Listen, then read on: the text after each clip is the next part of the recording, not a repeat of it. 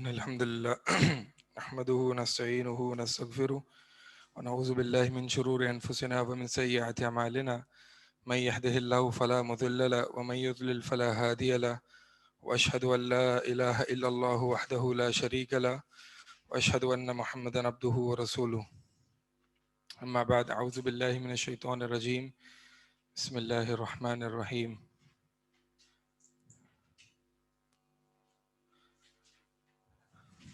ہم نے آج خشوع سے سٹارٹ کرنا ہے. افعال القلوب میں سے ایک فعل ہے خشوع.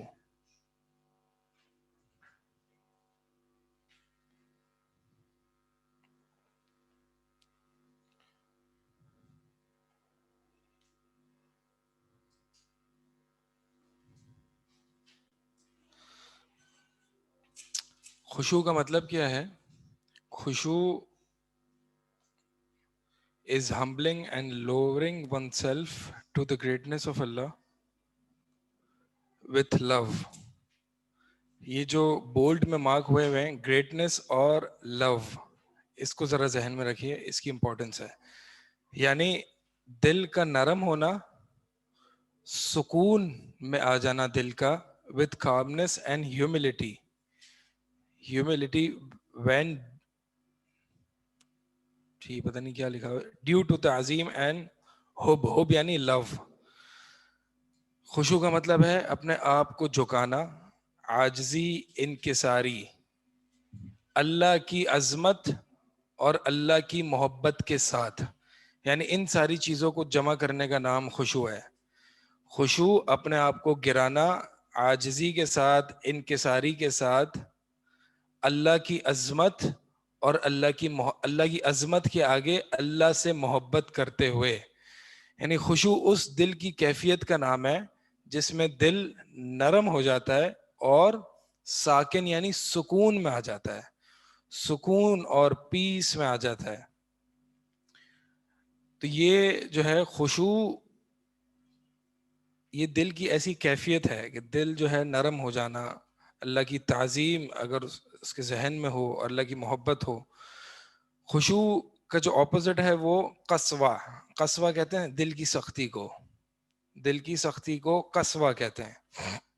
تو خشوع کا اپوزٹ ہے قسوہ، قوف سین واو اور تا مربوطہ آخر میں. ثم قست قلوبکم من بعد ذالک فہی کالحجارۃ او اشد قسوہ. پھر تمہارے دل سخت ہو گئے اس واقعے کے بعد. بنو اسرائیل کو جب اللہ تعالیٰ نے یہ نشانیاں دکھائیں اپنی کہ مردے کو زندہ کر دیا اور گائے کا حصہ اس پر مارا تو مردہ زندہ ہو کے اس نے اپنے قاتل کا نام بتا دیا. تو یہ اللہ تعالیٰ کی نشانی تھی کہ مردہ زندہ ہو گیا. اس نشانی کے بعد ہونا تو یہ چاہیے تھا کہ ان کے دل میں خشوع آ جائے، دل نرم پڑ جائیں، لیکن اس کا اپوزٹ ہوا اور وہ کہ تمہارے دل سخت ہو گئے من بعد ذالک، اس واقعے کے بعد. فہی کالحجارہ او اشد قسوہ، یہ پتھر کی طرح ہو گئے، بلکہ پتھر سے بھی زیادہ سخت ہو گئے. بلکہ پتھر کا بھی یہ حال ہوتا ہے، اللہ تعالیٰ آگے فرماتا ہے کہ پتھر کا بھی یہ حال ہوتا ہے کہ لما یتفجر منہ الانہار، کہ ان سے بھی نہریں پھوٹ پڑتی ہیں. وَإِنَّ مِنْهَا لَمَا يَحْبِطُ مِنْ خَشْيَةِ اللَّهِ، اور ان پتھروں میں سے کچھ ایسے ہیں جو کہ اللہ کی خشیت سے گر پڑتے ہیں. تو خشیت میں گرنے کا معنی ہے، گرنے کا معنی اللہ کی محبت میں اور اللہ کی تعظیم کرنے میں گر جانا، اس کو کہتے ہیں خشیت. تو یہ جو ہم پتھروں پہاڑوں میں جو نہریں جاری ہوتی ہیں، یہ پتھر پہاڑ رو رہے ہیں یہ اللہ کی خشیت کے مارے. یہ ایولانچز، لینڈ سلائیڈز جتنی یہ ہم دیکھتے ہیں، اگرچہ ہم اس کو انٹرٹینمنٹ کے لیے دیکھتے ہیں، لیکن یہ اصل میں اللہ کی خشیت سے رو رہے ہیں، اتنے آنسو ہیں ان کے. تو پتھروں میں اتنی خشیت ہے، تمہارے دلوں میں کیوں نہیں ہے؟ اللہ تعالیٰ اسی پر جھنجھور ہے ان کو. پھر ابن تیمیہ رحمہ اللہ فرماتے ہیں کہ strong heart which is praiseworthy is different from hardened heart which is blameworthy. یعنی strong heart، دل مضبوط دل اور ہے، اور سخت دل ہونا اور ہے. یہ مضبوط دل ایسے ہی ہوتا ہے، یعنی مضبوط دل ہو سکتا ہے جس میں خشیت بھی ہوتی ہے، جو دل مضبوط ہو کلیمٹیز میں اور مصیبت کے وقت اور برائیوں کے وقت، جو دل مضبوط ہوتا ہے وہ ہلتا نہیں ہے، مضبوط ہوتا ہے اللہ کے دین پر، لیکن اس میں خشیت بھی ہوتی ہے. تو کوئی چیز مضبوط بھی ہو اور نرم بھی ہو، یہ کیسے ہو سکتا ہے؟ ابن تیمیہ رحمہ اللہ اسی قول میں یہ مثال دیتے ہیں ہاتھ کی طرح. جیسے ہاتھ کہ یہ حصہ جو ہے نرم ہے لیکن ہے مضبوط. اس کے برعکس جو کہ ایڑی ہے، ہیل، پاؤں کی جو ہیلز ہیں وہ اگرچہ اسٹرانگ ہیں، ہارڈ ہیں، لیکن ڈرائی ہے، نرمی نہیں ہے اس میں. تو یہ ہے کہ دل مضبوط ہوتے ہوئے خشیت اختیار کر سکتا ہے. تو یہ مطلب نہیں ہے کہ دل جو ہے وہ اس میں خشیت ہوگی تو پھر وہ دل مضبوط نہیں ہوگا، نہیں، ایسا نہیں ہو سکتا. بلکہ دل مضبوط ہوگا اور اس میں خشیت بھی ہوگی کہ اللہ کے سامنے جھکے گا. خشیت میں دو چیزیں شامل ہیں. پہلی چیز التواضع والذل، تواضع اور ذل یہ ایک چیز ہے. دوسرا سکون والطمانینہ. پہلی چیز تواضع اور ذل. تواضع یہ وضع سے، اردو میں بھی ہم کہتے ہیں اس نے یہ چیز وضع کی، رکھی آپ کے سامنے. وضع کرنا، رکھنا. تو اپنے نفس کو اللہ کے سامنے رکھ دینا عاجزی کے ساتھ، یہ تواضع ہے. اپنے آپ کو ہیوملٹی کے ساتھ رکھ دینا، توڑ دینا اللہ کے سامنے، ذلیل کر دینا اللہ کے سامنے، انکساری عاجزی، یہ ایک پہلو ہے. اور دوسرا یہ کہ خشیت ہوگی تو سکون بھی ہوگا، یعنی اضطراب نہیں ہوگا، ادھر ادھر دل ہلے گا نہیں، سکون ہوگا.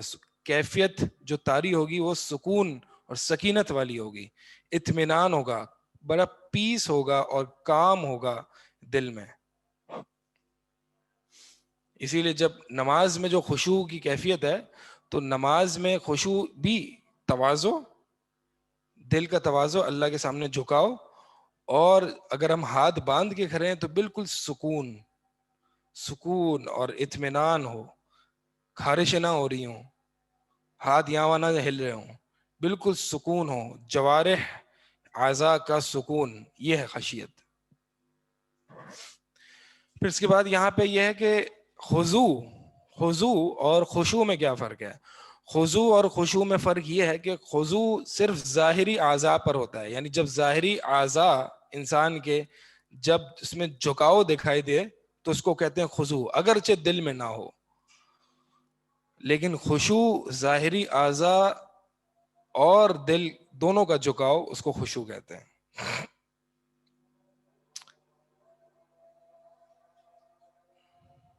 خشوع از استسلام. استسلام جو ہے عربی میں اس کو معنی ہوتا ہے سبمیشن، اپنے آپ کو سبمٹ کرنا. تو خشوع دو چیزوں کا استسلام ہے، اللہ تعالیٰ کے حکم کا استسلام ہے، اللہ تعالیٰ کے حکم کو سبمٹ کرنا.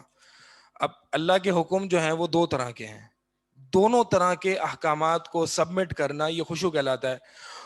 ایک ہے حکم شرعی، ایک ہے حکم قدری. حکم شرعی کیا ہے؟ جو اللہ کا دین ہے، اللہ کے دین کو سبمٹ کرنا، جو اللہ تعالیٰ نے ہمیں احکامات دیے ہیں اس کو بجا لانا، جن چیزوں سے اللہ تعالیٰ نے روکا ہے ان چیزوں سے رک جانا. تو یہ اللہ کے دین کو سبمٹ کرنا یہ بھی خشوع میں شامل ہے. اور اسی طرح جو اللہ تعالیٰ کا حکم القدری ہے، قدری یعنی تقدیر سے، یعنی جو شرع کے علاوہ جتنے کونی معاملات ہیں یہ مراد ہیں.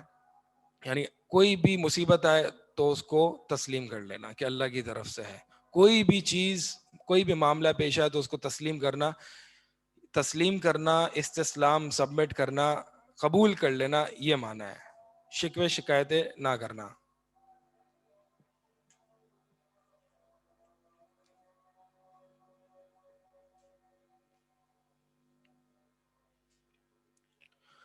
خشوع کی اہمیت کیا ہے؟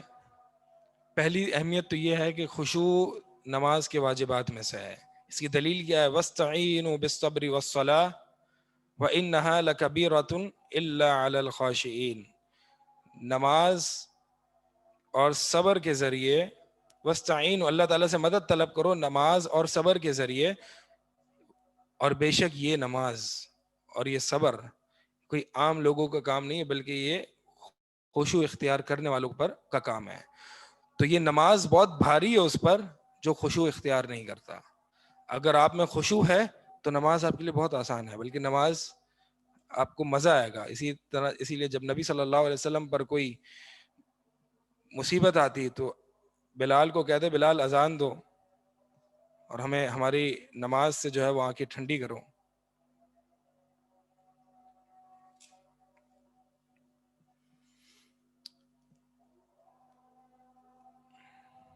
اگر آپ یہ چیک اینڈ بیلنس رکھیں، اگر آپ کو نماز بھاری لگ رہی ہے، کبھی کبھار ہو جاتا ہے، لیکن مسلسل بھاری لگ رہی ہے تو اس کا مطلب خشوع کی کمی ہے.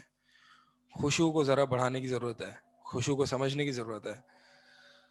اسی لیے نبی صلی اللہ علیہ وسلم نے فرمایا کہ اول شیء یرفع من هذه الامة الخشوع حتى لا ترى فيها خاشعا. سب سے پہلی چیز جو اس امت سے اٹھائی جائے گی وہ خشوع ہوگا. اور آج ہمارے سامنے ہے مسجد اور نمازیوں کا حال. خشوع نام کی نہ ہم میں ہے کوئی چیز، نہ دیگر نمازیوں میں خشوع نام کی کوئی چیز نہیں ہے. اسی لیے نبی صلی اللہ علیہ وسلم نے فرمایا حتی لا تری فیہا خاشعا، حتیٰ کہ کوئی ایک بھی آپ کو خشوع کرنے والا نہیں ملے گا خاشع. تو ہماری نمازیں بھی ایسی ہیں. یہ جو ہے نبی صلی اللہ علیہ وسلم کی یہ پریڈکشن تقریباً پوری ہو چکی ہے. خشوع وہ چیز ہے کہ جس کی وجہ سے دیگر فرائض اور دیگر مستحبات کو پوسٹ پون کرنے کا حکم دیا. یعنی اگر خشوع کو ملحوظ رکھنا اتنا امپورٹنٹ ہے نماز میں کہ ظہر کی نماز بھی ڈیلے کی جا سکتی ہے اگر گرمی زیادہ ہو. گرمی زیادہ ہوگی تو خشوع میں فرق آئے گا. تو اس لیے نماز ظہر کی ڈیلے کی جا سکتی ہے. ابردوا بالصلاۃ، نبی صلی اللہ علیہ وسلم کا فرمان ہے ٹھنڈے وقت میں نماز ظہر پڑھو. حالانکہ افضل کیا ہے؟ پہلے اول وقت میں نماز پڑھنا. اسی طرح جماعت سے نماز پڑھنا فرض ہے، جماعت سے نماز پڑھنا فرض ہے. لیکن جب کھانا حاضر ہو اور آپ کو بھوک لگی ہو تو جماعت کو چھوڑ دیا جا سکتا ہے. کیوں؟ تاکہ خشوع برقرار رہے نماز میں. تو خشوع اتنا امپورٹنٹ ہے کہ جماعت بھی چھوڑ دی جا سکتی ہے. اول وقت سے نماز کو لیٹ بھی کیا جا سکتا ہے، لیکن خشوع پر کمپرومائز نہیں کیا جا سکتا. بچہ اگر رو رہا ہے تو اس کو اٹھا کے نماز پڑھی جا سکتی ہے، خشوع کو کمپرومائز نہیں کیا جا سکتا. نبی صلی اللہ علیہ وسلم کا یہ فرمان ہے ما من امرئ مسلم تحضره صلاة مکتوبۃ فیحسن وضوءها وخشوعها ورکوعها، کہ کوئی ایسا مسلمان نہیں ہے کہ جس کو نماز کا وقت حاضر ہوا ہو، فرض نماز کا وقت حاضر ہو جائے تو وہ اچھے طریقے سے وضو کرے اور اپنا خشوع میں بھی جو ہے وہ اچھائی اور حسن پیدا کرے، اور اپنے رکوع اور قیام میں بھی جو ہے وہ حسن پیدا کرے. تو جو شخص وضو، خشوع اور رکوع ارکان صلاۃ میں احسان والا معاملہ کرتا ہے اور کوالٹی والی نماز پڑھتا ہے تو اس کے جو ہے وہ پچھلے سابقہ گناہ، صغیرہ گناہ معاف کیے جاتے ہیں. یہ خشوع کی اہمیت ہے کہ خشوع کو جو ہے وہ نماز میں ملحوظ رکھنا چاہیے. اس لیے نبی صلی اللہ جو سلف سے اور صحابہ سے ہمیں قول ملتا ہے کہ نماز کا صرف اتنا ہی حصہ آپ کا کاؤنٹ ہوگا جتنا آپ نے اس کو ریشنلائز کیا. یعنی جتنا آپ نے نماز میں سمجھا، جو نماز آپ نے سمجھ کر پڑھی، اتنی ہی نماز کاؤنٹ ہوتی ہے. تو خشوع واجب ہے نماز میں. پھر اس کے بعد ہم یہ دیکھتے ہیں کہ خشوع کے حوالے سے لوگوں کی کتنی قسمیں ہیں. لوگوں کی 5 قسمیں ہیں خشوع کے حوالے سے. تو ہم اپنے آپ یہ قسمیں، لیولز، ٹائپس پڑھانے کی ضرورت اس لیے ہے کہ ہم اپنے آپ کو پہلے چیک کریں کہ ہم کس لیول میں فال کرتے ہیں. ٹھیک ہے، جس لیول میں ہم فال کرتے ہیں اس سے اگلے لیول پہ جانے کی کوشش کریں. پہلا لیول وہ ہے جو کہ ظالم لنفسہ، اپنے آپ پر ظلم کرنے والا. یہ وہ شخص ہے کہ جس کی نہ طہارت مکمل ہے، نہ اس کے نماز کے ارکان صحیح ہیں، بلکہ جیسے ایک حدیث میں آتا ہے کہ نبی صلی اللہ علیہ وسلم فرماتے ہیں کہ لوگوں کو کیا ہو گیا کہ وہ طہارت صحیح طریقے سے، پاکیزگی صحیح طریقے سے، یا تو وضو ہے یا غسل، نماز میں طہارت صحیح طریقے سے کر کے نہیں آتے، جس کی وجہ سے مجھ پر قرآن مکس اپ ہو جاتا ہے, خلط ملط ہو جاتا ہے. تو کسی مقتدی میں اگر یہ شارٹ کمنگ ہے تو اس کی وجہ سے امام کی نماز میں کہ خشوع میں مسئلہ آ جاتا ہے. یعنی امام جو ہے وہ امام کا خشوع افیکٹ ہوتا ہے اگر کوئی مقتدی اس طرح کا آتا ہے تو, جیسے کہ حدیث سے ثابت ہے. تو لہٰذا یہ تو وہ ہے جو اپنے نفس پر ظلم کر رہا ہے اور گنہگار ہے اور حرام کا مرتکب ہے, اگرچہ وہ نماز پڑھ رہا ہے. فویل للمصلین, تو نمازیوں کے لیے تو ہلاکت ہے. ایک تو وہ نمازی ہیں جو دکھلاتے ہیں, دکھلانے کے لیے پڑھتے ہیں, اور ایک وہ نمازی ہیں جو نماز کم کھیل زیادہ رہے ہوتے ہیں. تو وہ جو ہے ظالم لنفسہ, پہلی ٹائپ جو یہ ہے. پھر دوسری ٹائپ جو ہے وہ یہ ہے کہ adheres to apparent actions, pillars of salah and keeps up with the appropriate time but easily goes along with the waswas and leaves the jihad.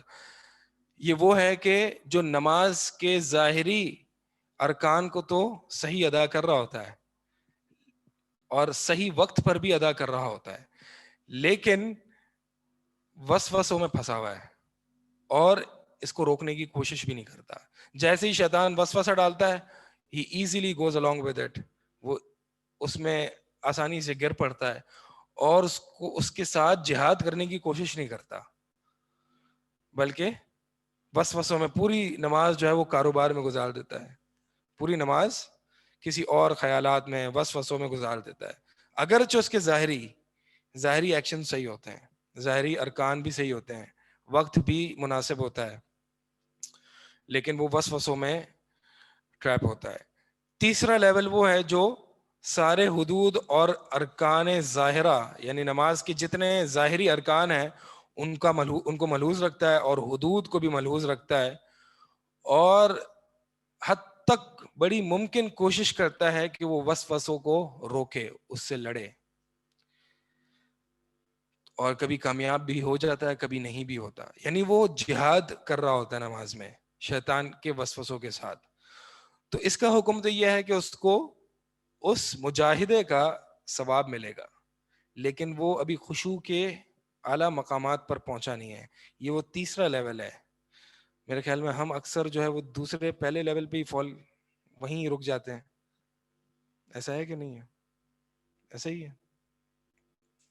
تو تیسرا کون سا لیول ہے کہ جو جہاد کر رہا ہوتا ہے نماز میں, یعنی وہ نماز میں شیطان سے بھی جہاد کر رہا ہے اور جو وہ قرات پڑھ رہا ہے اس کو بھی سمجھ رہا ہے, اللہ سے مناجات بھی کر رہا ہے, یعنی ساری چیزیں ایک ساتھ چل رہی ہیں.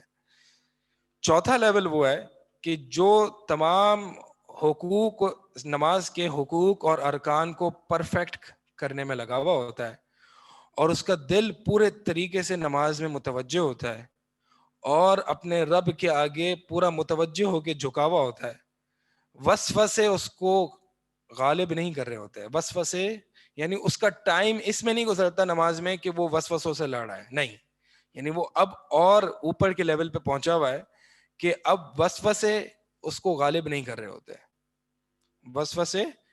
وسواس ڈزنٹ اوور پاور ہم, تو وسوسے اس کو اوور پاور نہیں کر رہے ہوتے, نہ ہی اس کو یہ مجاہدہ جو ہے وہ اس کا پورا وقت کھینچ رہا ہوتا ہے, ٹینشن کھینچ رہا ہوتا ہے, بلکہ اس کا صرف جو فوکس ہوتا ہے وہ پرفیکشن آف دا صلاح, نماز کو کامل کیسے کیا جائے, نماز کے کمال کے درجے پر کیسے پہنچا جائے. پانچواں درجہ جو کہ سب سے اعلیٰ درجہ ہے خشوع کا, وہ یہ ہے کہ اوپر یعنی جو فورتھ پوائنٹ میں ذکر ہوا وہ سب شامل ہیں ارکان صلاح کہ یعنی اس کو مجاہدہ نہیں کرنا پڑتا اور شیطانی وسوسہ اس پر غلبہ نہیں رکھتے.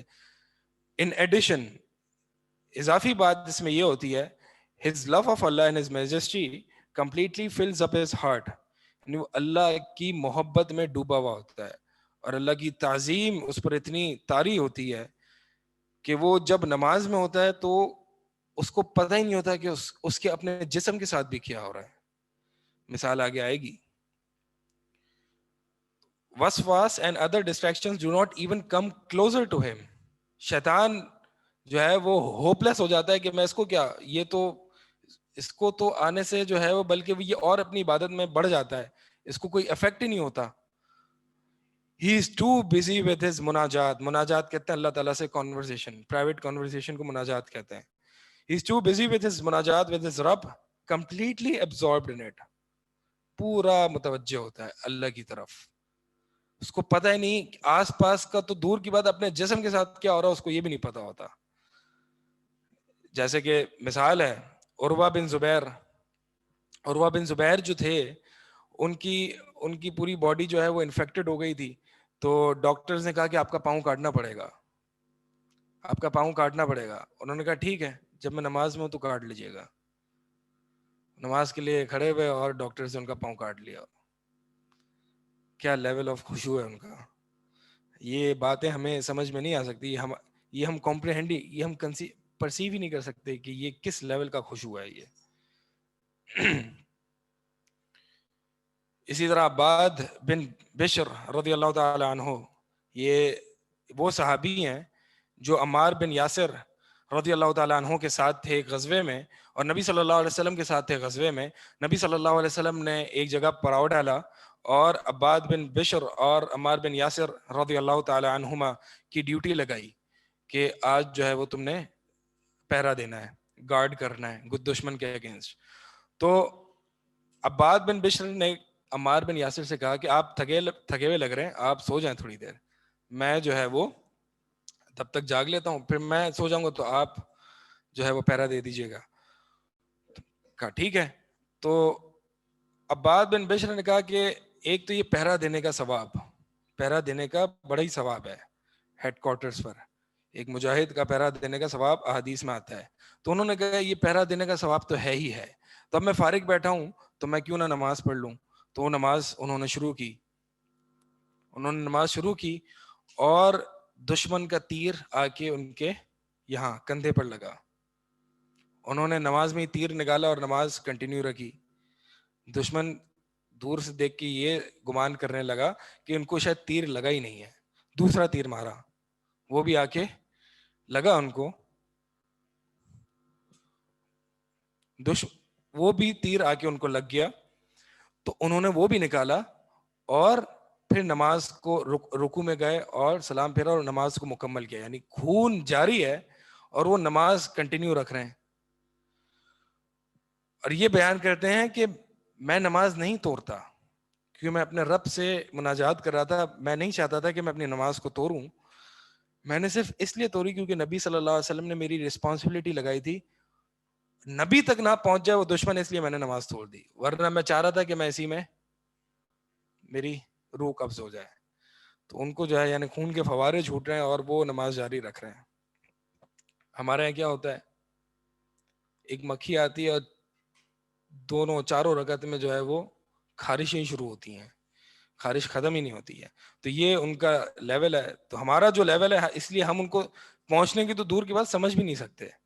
یہ ایمان کے ساتھ جو ہے وہ آگے ہم پڑھیں گے کہ کس طریقے سے خشوع آنا چاہیے. بہرحال انسان کو حد تک جس لیول پر ہو وہ اس کے اگلے لیول پر آنے کی کوشش کرنی چاہیے.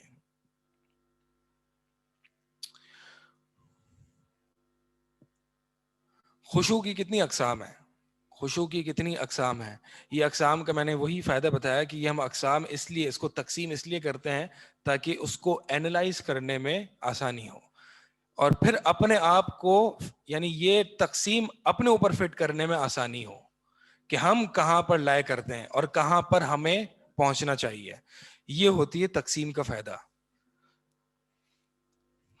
تو خشوع کی اقسام کتنی ہیں؟ خشوع کی دو براڈ قسمیں ہیں.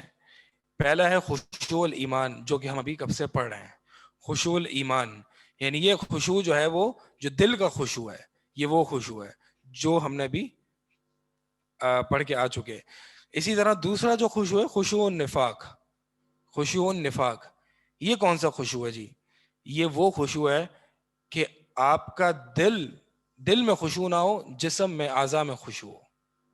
کیا مطلب؟ یعنی نفاق ہے نا، یہ نفاق یہی ہوتا ہے کہ دل میں وہ نہ ہو جو زبان پر ہو، زبان پر وہ نہ ہو جو دل میں ہو. تو نفاق ہے یہ کہ آپ کا انسائڈ انر اور اپیرنٹ جو ہے وہ میچ نہیں کرتا، تو یہ نفاق ہے، یہ منافق ہے، یہ ہپوکریٹ ہے. تو دل میں خشوع نہیں ہے لیکن لوگوں کے سامنے بڑے جھک کے چل رہے ہیں، بڑی آنکھیں آپ کی جو ہے وہ بند ہو رہی ہیں تاکہ لوگوں کو یہ تاثر دیں کہ بڑے آپ جو ہیں وہ متقی پرہیزگار اللہ سے ڈرنے والے بڑے آنسو بہا کے آئے ہوئے ہیں. تو یہ خشوع النفاق ہے. اب ہم پڑھ لیتے ہیں کیا ہے.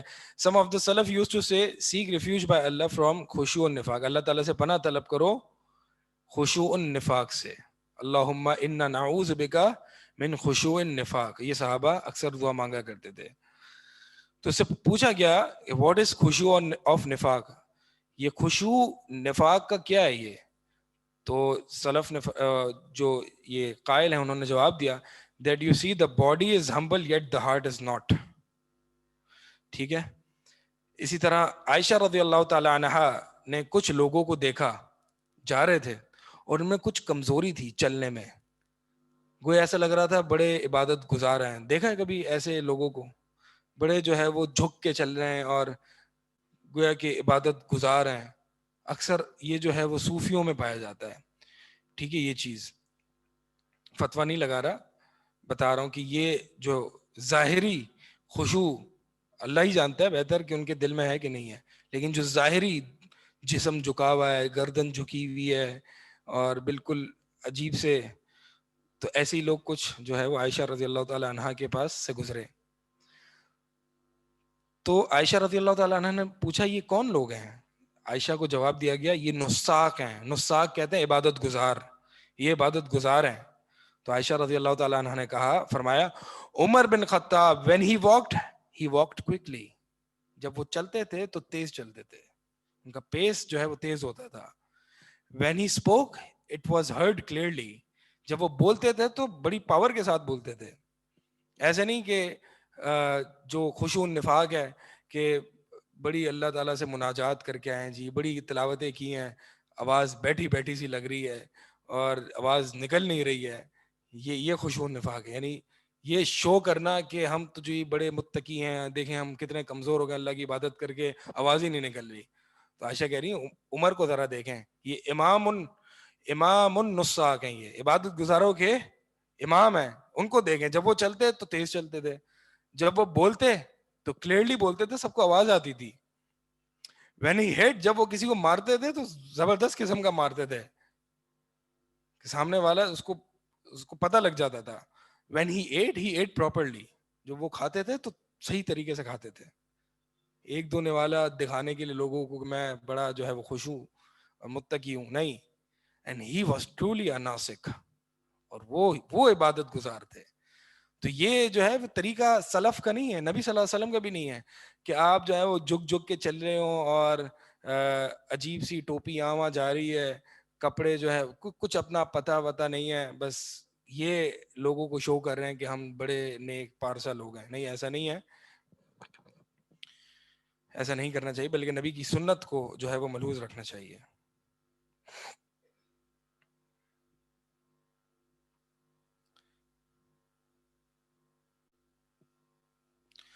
پھر اس کے بعد جو ہے عمر بن خطاب سے مروی ہے کہ اس نے ایک آدمی کو دیکھا, وہ بہت زیادہ مبالغہ کر رہا تھا نماز میں گردن جھکانے میں.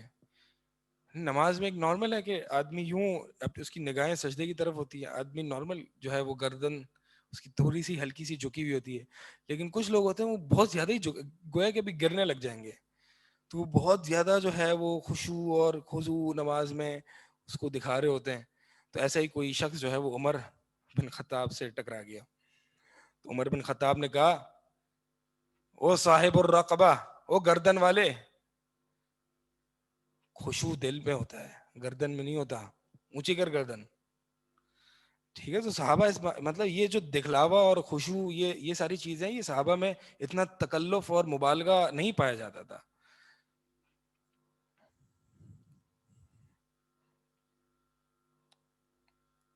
تو لہذا یہ ہے خشوع النفاق, اس سے اپنے آپ کو بچائیے. خشوع حاصل کرنے کا طریقہ, خشوع حاصل کرنے کا سب سے پہلا طریقہ یہ استحضار. استحضار کا مطلب ہے اپنے ذہن میں اس کے حضور کو, اس کی پریزنس کو ہمیشہ رکھنا. اپنے ذہن میں کسی بھی چیز کا اگر استحضار, تو اس چیز کا اپنے ذہن میں پریزنس, اس کو موجود رکھنا ہر وقت. تو یہ استحزار کہ اللہ تمہیں دیکھ رہا ہے.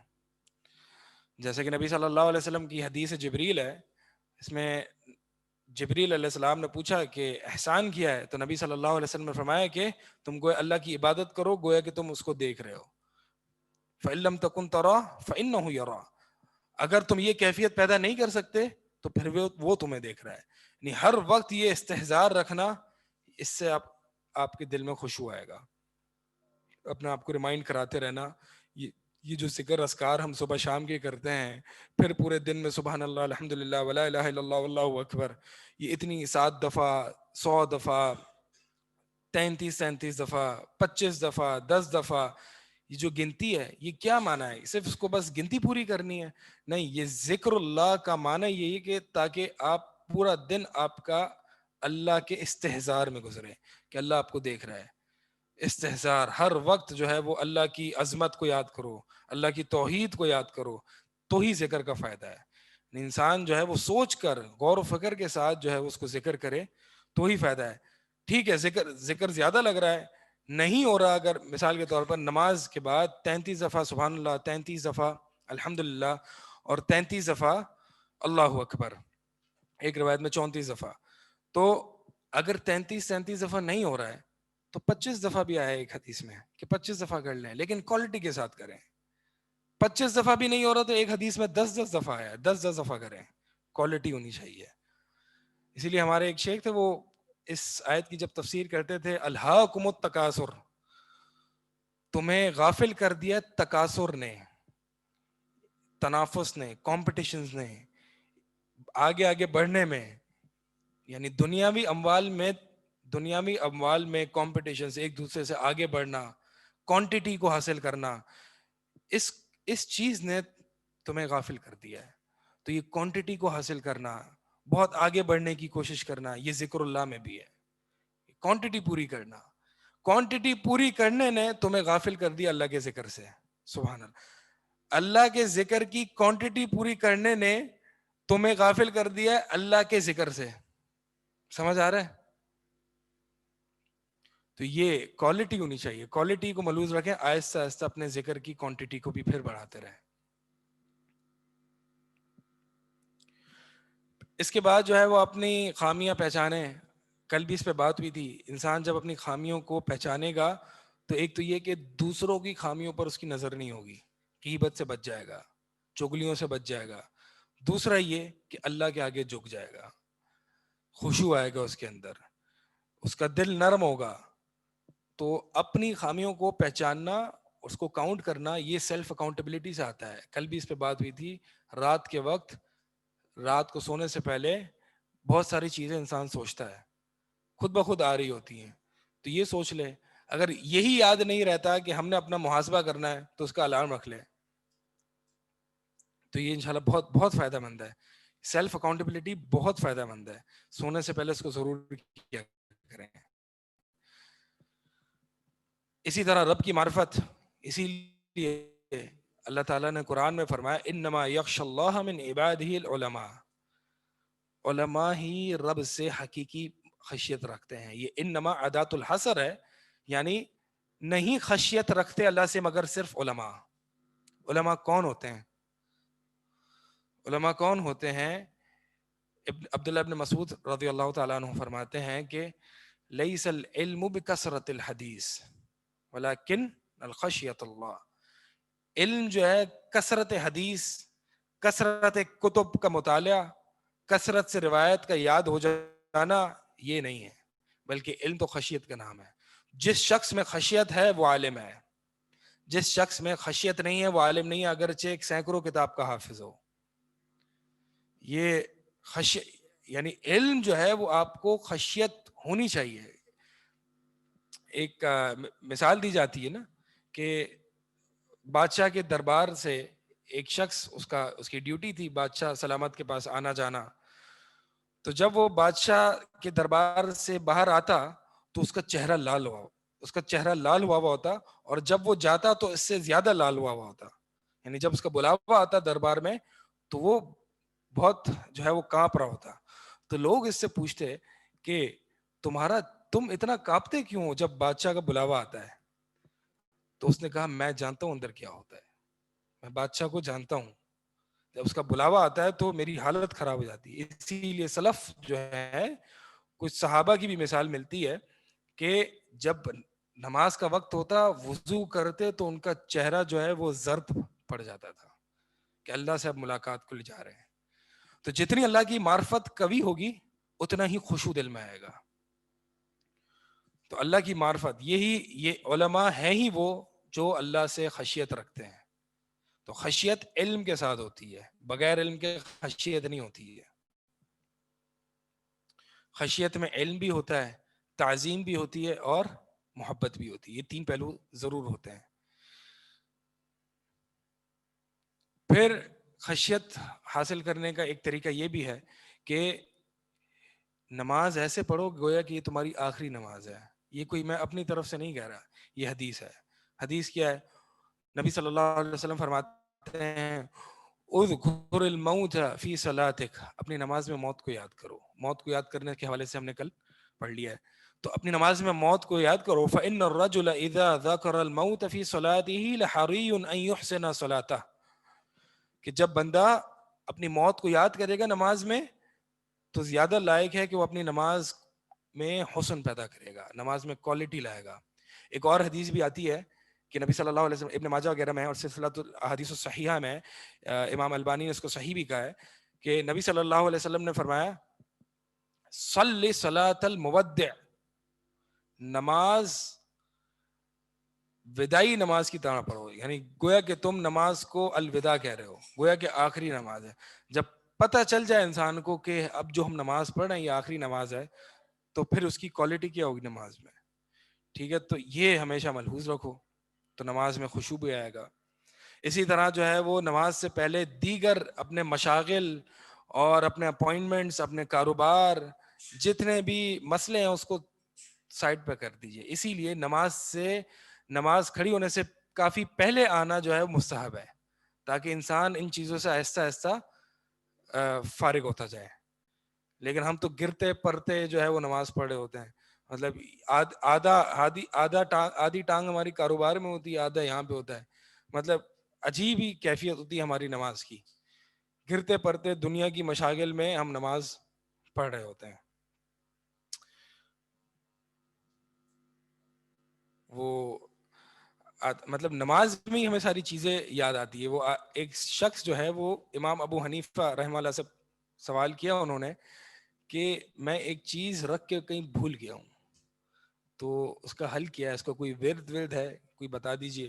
تو امام ابو حنیفہ رحمہ اللہ نے کہا نماز پڑھ لو, کیونکہ وہ ہماری نمازوں کا حالت ہی ہے. یعنی وہ تو ایک مزاحیہ طور پر انہوں نے کہا, لیکن واقعی ہماری نمازوں کا حال یہ ہے. اور حدیث سے بھی ثابت ہے کہ جب تم میں سے کوئی نماز کے لیے کھڑا ہوتا ہے تو شیطان مقرر ہو جاتا ہے, شیطان آتا ہے اور کہتا ہے اذکر کذا و کذا, یاد کرو وہ چیز اور وہ چیز, کیوں نہیں یاد کرتے تم. تو یہ مجاہدہ, ہمیں جہاد کرنا ہے اس سے. اس کے لیے جو ہے سب سے بہترین طریقہ یہ ہے کہ اچھے طریقے سے وضو کر کے آئے, بالکل مینٹلی پریپیئرڈ ہو جائے کہ اب میں نے اپنے رب کے سامنے پیش ہونا ہے. کیپ اٹ سمپل, نو تکلف ان قرات, دعا اور اسپیچ. کوئی تکلف, ایگزیجریشن, سمپل رکھنا ہے. کبھی کبھار انسان جو ہے وہ قرات میں بہت زیادہ تکلف کر رہا ہوتا ہے, تو قرات پر ہی فوکس ہوتا ہے, نماز پر نہیں ہوتا. اسی طرح انسان جو ہے وہ لوگوں کو نصیحت کرنے میں اپنے الفاظ پر لفاظیاں کر رہا ہوتا ہے, ریٹورک یوز کر رہا ہوتا ہے. تو اس دیکھیں جو آواز دل سے نکلے گی وہ دل پہ پہنچے گی, جو آواز زبان سے نکلے گی وہ صرف کانوں تک پہنچ کے ہی وہیں ختم ہو جائے گی. اسی لیے عربی میں یہ جو کوٹ ہے عرب کے یہاں مشہور ہے, الجزاء من جنس العمل, جیسا عمل ہوگا ویسی جزا ہوگی. فمن کان کلامہ من لسانہ, جس کا کلام صرف زبان سے نکلے گا, سمع الناس لہو بآذانہم, تو لوگ اس کو صرف اپنے کانوں سے ہی سنیں گے, واہ واہ کر کے چلے جائیں گے, کوئی برکت نہیں ہوگی, بس دین اوپر سے پھیلے گا. آج یہی ہے کہ نہیں ہے؟ ویڈیوز شیئر کر دو, دین مطلب یہ ویڈیو آ رہی ہے, یہ شیئر ہو رہی ہے, وہ اتنی جگہ شیئر ہو رہی ہے, لیکن کوئی نورانیت نہیں آ رہی اندر, اسپرٹ نہیں ہے دین میں. دین کی بہت ساری چیزیں شیئر ہو رہی ہیں، یہ شیئر کر رہا ہے، وہ شیئر کر رہا ہے، وہ یہاں نصیحت ہو رہی ہے، یہاں نصیحت.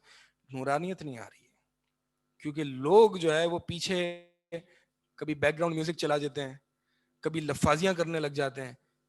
بھائی کانٹینٹ جو ہے وہ ہونا چاہیے، نصیحت دل سے نکلنی چاہیے، تو برکت بھی ہوگی. اگرچہ اس وقت کانوں کو بھلی نہ دیکھتی ہو، تکلف نہیں ہوگا، تو وہ بڑی برکت ہوگی اس نصیحت میں.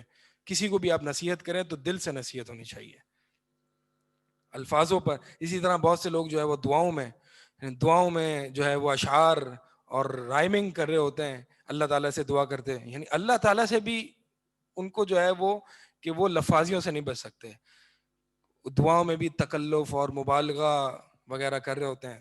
کہاں سے خشوع آئے گا ان چیزوں میں؟ ان چیزوں میں کوئی خشوع نہیں آ سکتا جب انسان اپنے الفاظ اور اپنی خطاب پر ہی فوکس کرتا رہے. تو ان چیزوں سے اپنے آپ کو پاک رکھیں، سمپل رکھیں اللہ کی عبادت کو، اور اپنے کلام کو، اپنی دعاؤں کو، اپنی قرت کو، تو انشاءاللہ اللہ تعالیٰ اس میں خشوع پیدا کرے گا. باقی ہم انشاءاللہ نیکسٹ سیشن میں ہم اس کو کمپلیٹ کرتے ہیں. سبحانک اللہم.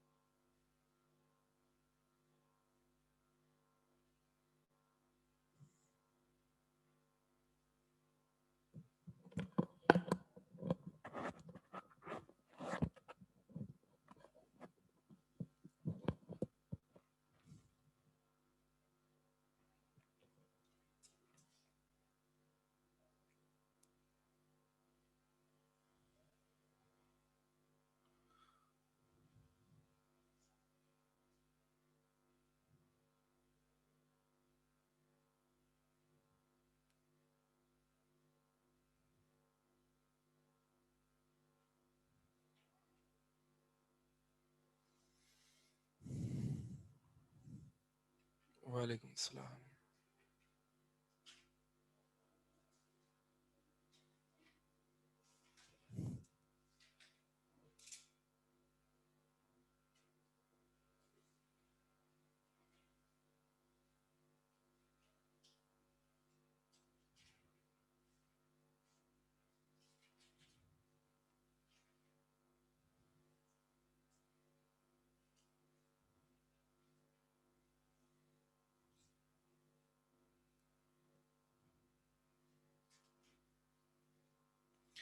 اچھا، اب جو ہے وہ ہمارے ٹاپکس میں رہ گیا افعال القلوب میں توکل، جو کہ بہت ہی اہمیت کا حامل ہے اور ایک تھوڑا سا بڑا ٹاپک ہے. توکل، خوف، امید، محبت، اگرچہ اور بھی ہیں، مراقبہ اور ورع، یہ سارے دل کے افعال ہیں، لیکن ہمارے پاس اتنا ٹائم نہیں ہے. یہ بھی جو میں نے سلیکٹ کیے تھے وہ بھی پورے ہو جائیں تو بڑی بات ہے. تو جو ابھی میرے پاس جو سلیکٹڈ ہیں اس میں سے توکل رہ گیا ایک، پھر رجا ہے، خوف ہے، محبت ہے. چار چار اور ابھی ہمارے پاس ایک دن ہے. وعلیکم السلام. اور یقین بھی ہم نے نہیں کیا، تو کیا کرنا چاہیے؟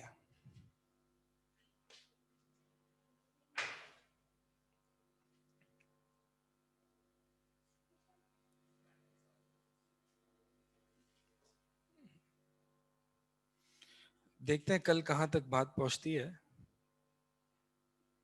پھر اگر آپ لوگ چاہیں گے تو ایک دن اور ہو سکتا ہے. کل دیکھتے ہیں کہاں تک پہنچتے ہیں. ہم چاہیں گے تو پھر ہم سیٹرڈے کو ایک کلاس اور رکھ سکتے ہیں. ٹھیک ہے.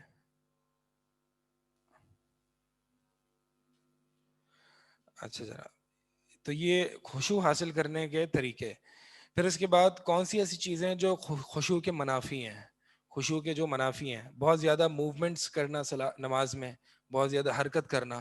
حتیٰ کہ یہ بھی ایک قول ہے کہ بہت زیادہ حرکت کرنے سے نماز باطل ہو جاتی ہے.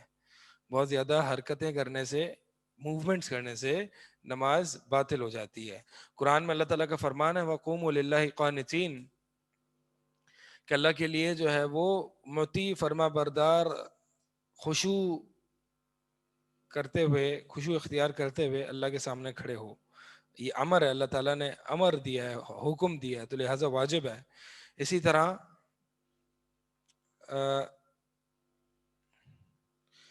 سعید بن مسیب جو کہ تابعی ہیں رحمہ اللہ، فرماتے ہیں کہ انہوں نے ایک شخص کو دیکھا جو اپنی نماز میں اپنی داڑھی سے کھیل رہا تھا.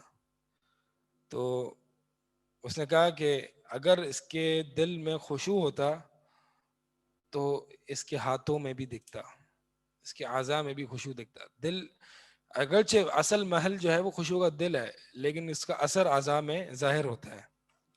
تو سکینت، سکون اختیار کرنا نماز میں، بالکل کام، سکون، یہ جو ہے وہ مطلوب ہے نماز میں.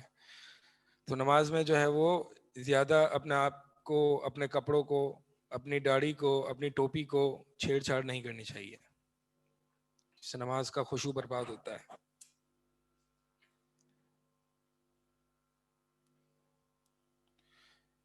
رسول اللہ صلی اللہ علیہ وسلم کا خشوع کیسا تھا؟ یہاں پہ ہم دو احادیث کو دیکھتے ہیں اختصار کے ساتھ. اور وہ یہ کہ صحابی فرماتے ہیں کہ میں نے رسول اللہ صلی اللہ علیہ وسلم کو دیکھا جب وہ نماز پڑھ رہے تھے تو ان کے سینے میں سے عزیر کعزیر الرحا، ان کے سینوں میں سے ہانڈی ابلنے کی جو بوائلنگ واٹر پاٹ کی جو بوائلنگ کی آواز ہوتی ہے ویسی آ رہی تھی سینے میں سے. کس وجہ سے؟ من البکا، نبی صلی اللہ علیہ وسلم کے رونے کی وجہ سے. نبی صلی اللہ علیہ وسلم نماز میں رویا کرتے تھے، جیسے کہ ہم نے پہلے بھی تفکر میں بھی ایک حدیث پڑھی تھی. تو ایسے نبی صلی اللہ علیہ وسلم رو رہے تھے نماز پڑھتے ہوئے. بہت زیادہ رونے سے جو ہے وہ، بہت سے لوگ کہتے ہیں خشوع برباد ہو جاتا ہے، بہت زیادہ موومنٹ ہے. نہیں، ایسا نہیں. نبی صلی اللہ علیہ وسلم بھی خشوع روتے تھے. خشوع ہوگا تو انسان کو رونا تو آئے گا. بہت سے لوگوں کو تعجب ہوتا ہے جب وہ کسی کو، اگرچہ ایسے لوگ بہت ہی مشکل ملتے ہوں گے جو ظہر اور عصر کی نماز میں روتے ہوں گے. ظہر اور عصر لوگوں کو تعجب ہوتا ہے یہ کیوں رو رہے ہیں، کچھ امام پڑھ تو نہیں رہا. تو یہ کیوں رو رہے ہیں؟ لوگوں کو تعجب ہوتا ہے بھئی کیوں نہ روئیں، کھڑے کس کے سامنے؟ اللہ کے سامنے تو روئیں گے، رونا چاہیے. قال علی نبی صلی اللہ علیہ وسلم، عبداللہ ابن مسعود نے نبی صلی اللہ علیہ وسلم نے عبداللہ ابن مسعود کو کہا کہ اقرأ علیہ، مجھ پر قرآن پڑھو. عبداللہ ابن مسعود فرماتے ہیں کہ اے اللہ کے نبی، اقرأ علیک وعلیک انزل، کہ میں آپ پر قرآن پڑھوں حالانکہ قرآن تو آپ پر نازل ہوا ہے.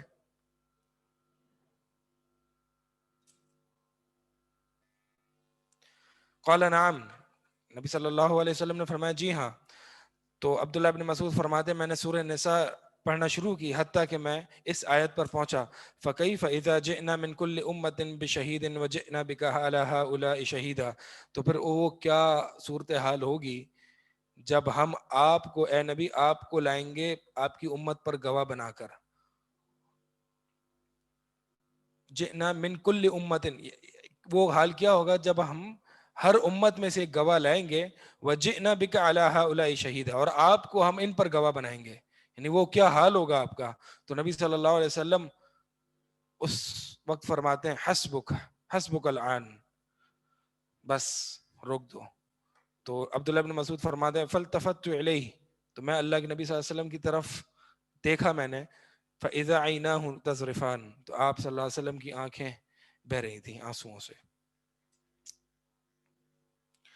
اگلا ٹاپک ہے توکل. توکل یہ عوام الناس پہ بہت مشہور ہے نا، توکل کرو بس اللہ پر. صبر اور توکل، صبر اور توکل، بس اللہ بڑا ہے. توکل یہ عوام الناس میں بہت مشہور ہے. تو ہے کیا، اس کو ہم سیکھتے ہیں آج. توکل ایک بہت ہی براڈ کانسیپٹ ہے. توکل کی فقہ بھی بہت وسیع ہے، اس میں اسباب کی بحث بھی آتی ہے. توکل ہے کیا، کون سے اسباب ہیں، اسباب پر ریلائنس کیا چیز ہے، اسباب کو کلی طور پر اس کو نگیٹ کر دینا یہ کیا چیز ہے، وغیرہ وغیرہ. تو توکل ایک پورا ایک براڈ کانسیپٹ ہے جس میں سے یہ مندرجہ ذیل جو کہ پوائنٹس آ رہے ہیں یہ توکل کے کانسیپٹ میں شامل ہیں. تو لہٰذا توکل کو سمجھنے کے لیے ان سب کو اپنانا پڑے گا اور سمجھنا بھی پڑے گا. تو پہلی کیا چیز ہے، اللہ کی معرفت، اللہ کے نام اور اس کے اسماء اور اس کے افعال. اللہ کے افعال، اللہ کے افعال کی معرفت، اس کی قدرت، اس کا علم، اس کی حکمت. توکل جس ذات پر ہم کر رہے ہیں تو پتہ تو ہو وہ ذات ہے کیا. تو اللہ کی معرفت، اللہ کی معرفت پہلا سٹیپ ہے توکل. پھر اس کے بعد affirmation of causes and effects, اسباب کو ماننا، تسلیم کرنا کہ اللہ تعالیٰ نے اس دنیا میں ہر چیز کو اسباب کے ساتھ جوڑا ہے. محنت کرو گے تو اس کا صلہ ملے گا، باہر روزی کمانے جاؤ گے تو کمائی ملے گی. ٹھیک ہے، یہ سارے اسباب ہیں اپنے مطلب کو حاصل کرنے کے لیے، اپنے گولز کو اچیو کرنے کے لیے. تو اللہ تعالیٰ نے اس دنیا میں اسباب رکھے ہیں. ان اسباب کو اپنانا کیا توکل کے منافی ہے یا نہیں، وہ انشاءاللہ ہم آگے دیکھیں گے. یا ان اسباب کو کیسے اپنایا جائے کہ توکل میں خلل نہ آئے، یہ بھی ہم انشاءاللہ آگے دیکھیں گے. بہرحال ابھی یہاں یہ سمجھ لیتے ہیں کہ ڈفرنس بٹوین نیگیٹنگ اسباب کمپلیٹلی اینڈ نیگیٹنگ ریلائنس آن اسباب. کیا مطلب اس کا، کہ ان دونوں باتوں میں فرق ہے. کن دونوں باتوں میں، کہ اسباب کو کلی طور پر اس کی نفی کر دینا کہ نہیں جی نہیں، بس ہم تو اللہ پر توکل کرتے ہیں، کوئی سبب اختیار کرنے کی ضرورت نہیں ہے. بیمار ہو گئے، نہیں جی نہیں، کوئی دوائی کی ضرورت نہیں ہے، اللہ ہی شفا دینے والا ہے. توکل یہ ہے نیگیٹنگ اسباب، اسباب کی نفی کرنا. پھر دوسرا چیز یہ ہے کہ ریلائنس آن اسباب، اس کی نفی کرنا. یعنی اسباب پر توکل کرنا اور ہے اور اسباب کو نیگیٹ کرنا اور ہے. جو مطلوب ہے وہ کیا ہے، یعنی توکل کے لیے ضروری ہے کہ اسباب کو مانا جائے لیکن اسباب پر ہول ہارٹیڈلی ریلائی نہیں کیا جائے، اسباب پر ہی توکل نہ کیا جائے. توکل اللہ پر ہو، اسباب کو اختیار کیا جائے. تو اسباب اختیار کرنا توکل کے منافی نہیں ہے. جیسے کہ اللہ کے نبی صلی اللہ علیہ وسلم کے دور میں یہ واقعہ پیش آیا تھا. یمن سے کچھ لوگ آئے تھے حج کے لیے. حج کے لیے کچھ لوگ آئے تھے اور زیادہ راہ نہیں لیا تھا, اور کہا نحن متوکلون, ہم توکل والے ہیں, اللہ والے ہیں. جب وہ آ گئے تو بڑی تنگی ہوئی, ان کی فائنینشیل ریسورسز ان کے ختم ہو گئے, تو لوگوں سے پھر سوال کرنے لگ گئے. تو اللہ تعالیٰ نے پھر یہ آیت اتار دی کہ زیادہ راہ پکڑو, اور بہترین زیادہ راہ جو ہے وہ تقویٰ ہے. تو لہٰذا زیادہ راہ پکڑنا یہ توکل کے منافی نہیں ہے, بلکہ اگر جو اسباب کو نگیٹ کرتا ہے وہ اللہ تعالیٰ کے افعال میں تعن کر رہا ہے. یعنی اللہ تعالیٰ کا یہ طریقہ ہے کہ دنیا ایسے چلتی ہے. تو جو یہ کہتا ہے کہ میں اسباب کو نہیں مانتا, تو وہ گویا کہ اللہ تعالیٰ کے طریقے میں تعن کر رہا ہے. پھر تیسرا جو کانسیپٹ توکل میں ہونا ضروری ہے وہ یہ ہے کہ اللہ پر اعتماد. اعتماد یہ عمود سے, عمد, عمود, یہ کس کو, عمود کس کو کہتے ہیں؟ پلرز کو, رکن, پلرز کو جو ہے وہ یہ. تو جیسے کہ پلر پہ آپ ریلائی کر سکتے ہیں, اور آپ جو ہے آپ کو پھر یعنی جب آپ نے ریلائی کر لیا تو اب آپ کو گرنے کا ڈر نہیں ہوتا, یہاں وہاں جانے کا ڈر نہیں ہوتا. بالکل, یعنی آپ نے اپنے آپ پر ریلائنس ختم کر کے آپ نے بس پلر پہ ریلائی کر دیا. جب بھی آپ کسی ایسے پلر پہ ریلائی کرتے ہیں تو آپ پھر اپنے آپ کو تو سپرد کر دیتے ہیں نا پلر کے. تو یہی ہے, اسی سے ہے کہ اللہ پر کلی طور پر اعتماد. یعنی جب میں نے اللہ پر اعتماد کر لیا تو پھر چونچ اپنی کوئی بیچ میں بات نہیں آئے گی, یا کوئی مخلوق بیچ میں نہیں آئے گی, بس اللہ پر اعتماد ہو گیا. اللہ پر اعتماد کی سائن کیا ہے, پتہ کیسے چلے گا کہ اللہ پر اعتماد ہے یا نہیں؟ وہ اپنے دل میں سکون محسوس کرے گا. بس ایسا ہوتا ہے نا کہ جب بندہ کسی پر اعتماد کلی طور پر کر لیتا ہے تو اس کا دل سکون میں آ جاتا ہے. اس کو پھر اب کیا ہوگا, یہ کیسے ہوگا, یہ نہیں ہوا تو وہ کیسے ہوگا, ایسے سوالات نہیں آتے. بالکل وہ جو ہے وہ سکون میں آ جاتا ہے. Calmness of heart and peace of mind ایک ہی چیز ہے. تو دل کا سکون اور پیس, اطمینان جو ہے وہ حاصل ہو جاتا ہے. اسی طرح چوتھا جو کانسیپٹ ہے توکل میں شامل وہ یہ ہے کہ اللہ کے بارے میں حسن ظن رکھنا. جیسے کہ حدیث میں بھی آتا ہے کہ اللہ تعالیٰ فرماتا ہے کہ میں اپنے بندے کے ظن کے مطابق ہوں, بندہ جیسا میرے بارے میں سوچتا ہے میں ویسا ہی ہوں اس کے لیے. تو اللہ کے بارے میں حسن ظن, یہ نہیں ہونا چاہیے کہ میرے ساتھ ہی ایسا کیوں ہوتا ہے اور میں ہی ملا ہوں اور میرے ساتھ ہی ہر برائی ہوتی ہے. یہ سوالات, یہ اللہ کے ساتھ برا ظن ہے, یہ اللہ کے ساتھ برا ظن ہے. اللہ کے ساتھ اچھا ظن ہونا چاہیے کہ جو میرے ساتھ ہو رہا ہے وہ بہت اچھا ہو رہا ہے, میری بہتری ہے اس میں. اللہ اپنے بندوں کے لیے برا نہیں چاہتا, اللہ اپنے بندوں کو ضائع نہیں کرتا. یہ جو ظن ہے یہ بہت امپورٹنٹ ہے, اللہ اپنے بندوں کو ضائع نہیں کرتا. Submission with heart, submission with heart to Allah, اپنے دل سے اللہ تعالیٰ کو سبمٹ کر دینا, جھکا دینا, تسلیم کر لینا. اسی طرح سرنڈر, سرنڈر اس کو تفویض کہتے ہیں. تفویض عربی میں تفویض, تا فا واو یا ضاد, تفویض. تفویض توکل کی روح ہے. توکل کو سمجھنا ہے تو تفویض کو سمجھو. تفویض سرنڈر کرنا, سپرد کرنا. سپرد کرنا کیا ہوتا ہے؟ مثال کے طور پر اگر میں آپ کو اپنا وکیل مقرر کرتا ہوں کہ جو بھی مثال کے طور پر ایف بی آر کے کوئی بھی ایشوز آتے ہیں, ٹیکس کے کوئی بھی ایشوز آتے ہیں, تو آپ نے وہ سارے مسئلے دیکھنے ہیں. میں نے کیا کیا, میں نے اپنے سارے کام سپرد کر دیے آپ کے, اب آپ کر رہے ہیں, میں بیٹھا ہوں.